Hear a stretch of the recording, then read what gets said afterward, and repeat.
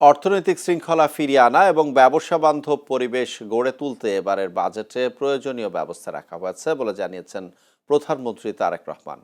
বুধবার জাতীয় সংসদের বাজেট অধিবেশনের প্রশ্নোত্তর পর্বে তিনি বলেন, বিদেশি বিনিয়োগ আকর্ষণে নেওয়া হয়েছে নতুন উদ্যোগ।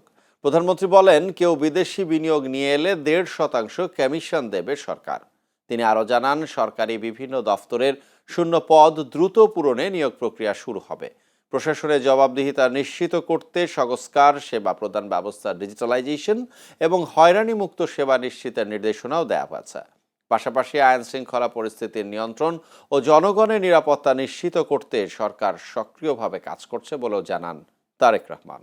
স্বাভাবিকভাবেই দেশকে গড়ে তুলতে হলে অর্থনৈতিক সুশৃঙ্খলা বা ডিসিপ্লিন ফিরিয়ে আনতে হবে এবং একই সাথে দেশে ব্যবসা বান্ধব একটি পরিস্থিতি বা পরিবেশে গড়ে তুলতে হবে।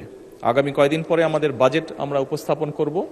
এই সরকারের প্রথম বাজেট উপস্থাপিত হবে। সেখানেও আমরা চেষ্টা করেছি দেশে যারা ব্যবসায়ী আছেন তাদেরকে, সেটি বিভিন্ন ধরনের ব্যবসায়ী হতে পারেন, ট্রেডারও হতে পারেন, অথবা ইন্ডাস্ট্রিয়ালিস্টও হতে পারেন, যেই হন না কেন প্রত্যেকের জন্য এমন সুবিধা তৈরি করা যেখানে মাননীয় স্পিকার তারা সুন্দরভাবে ব্যবসা করতে পারে, কর্মসংস্থানের ব্যবস্থা করতে পারে। সেইভাবেই আমরা চেষ্টা করছি এবারকার বাজেটটি তৈরি করতে।